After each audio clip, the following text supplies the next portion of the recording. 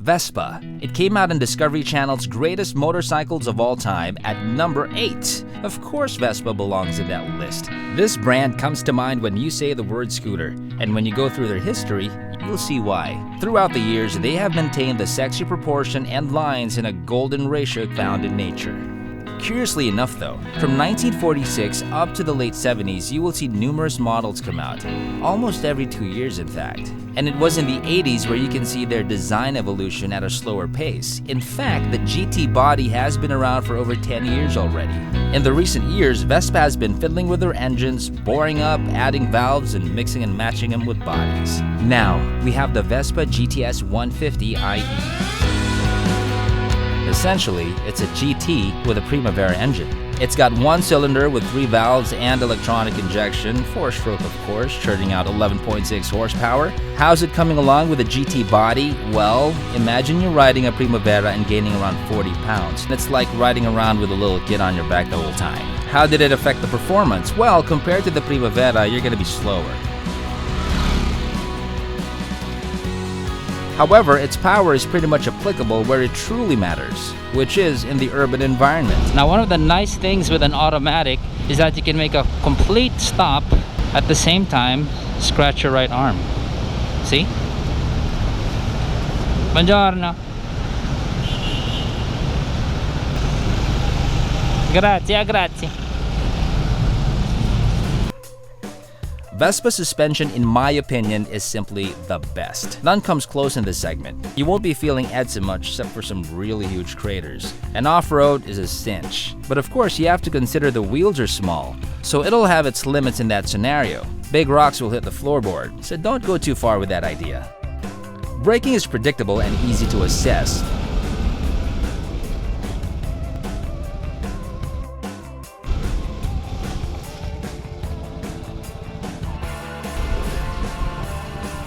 It bites quite hard actually, so be careful in clutching it too much or a skid awaits.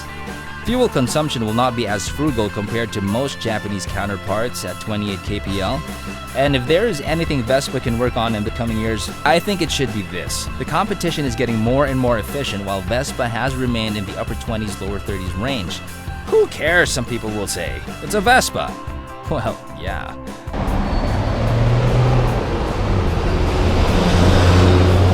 Okay, we're here in Edsa right now, and the unthinkable happened. My test unit conked out on me. Now, I suspect this to be a battery issue, and normally if it's outside the bike design, I'd leave it outside the review, but this now gives me the opportunity to test the response time of the dealer when asking for help, which in this case is Moto Italia. And here he is right now. The Piaggio Liberty. Hola! Buongiorno! Kumusta?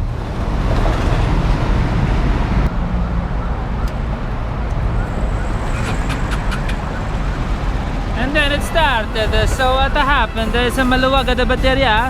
Natanggal yung isang tornilyo. Tanggal yung isang tornilyo. I feel like an idiot. Something I could have done myself. Dapat pala, kinusap mo natin sa telepono. That was embarrassing. Oh well. Back to the review. Fit and finish is consistent from Italian standards based on this unit. This is made in Vietnam, by the way. They got that thick Vespa paint look down pat. Monocoque. It doesn't mean one penis. It means it supports itself. It's one piece, no inner structure. It's one of the reasons why Vespa is pricey. Okay, so let's take a look at the compartment over here. So that's pretty much all you get. You can fit a phone in there, maybe 2 phones, one small one big one, and maybe a charger, and that's pretty much it. That compartment can get really hot. That's really practical if you want to go on a trip and you want to heat some food on the way, so you guys want to eat and your food's still warm and stuff. But I would not, like, you know, leave my phone there or a laptop, but there is a way around it. What I did with my older GTVs is, if you take a look here, I wrapped this whole thing with heat insulation. You can buy it in Ace Hardware or Handyman. And yeah, I just put it on the side here, stuck it with double adhesive tape here as well under, and it was fine. There is one other little thing that I want to show you. you'll see this line here. These are basically scruff marks. This is caused by this rubbing into this. Eventually it's going to eat into the paint and you're going to be dealing with bare metal, and bare metal means, you know, rust issues, and you don't want that. So basically what I did before is I got some 3M double adhesive tape, the red one, and I just peeled off one side, cut it really thin, and just put that there along the side, and yeah, problem solved. So how does the GTS 150 sit in with its brothers in the Vespa lineup? While one may argue that the 300 would be more practical in freeway scenarios, the reality is, in this country, you can't get on the highway unless you have an engine 400cc enough. So all Vespas are in the same clump, regulated to side streets and back roads. There's also the price difference to be considered. The Vespa GTS 300 costs $365,000 compared to the GTS 150 IE price tag of $205,000. That's a 160,000 peso difference right there. We can see how the GTS is positioned. Vespa's come out with a usable and practical alternative for those who find the Primavera and Sprint too small and the GTS 300 too expensive. You know what would be interesting? Vespa fitting a 300 engine into a Primavera or Sprint frame. Now that's exciting. Vespa, ciao!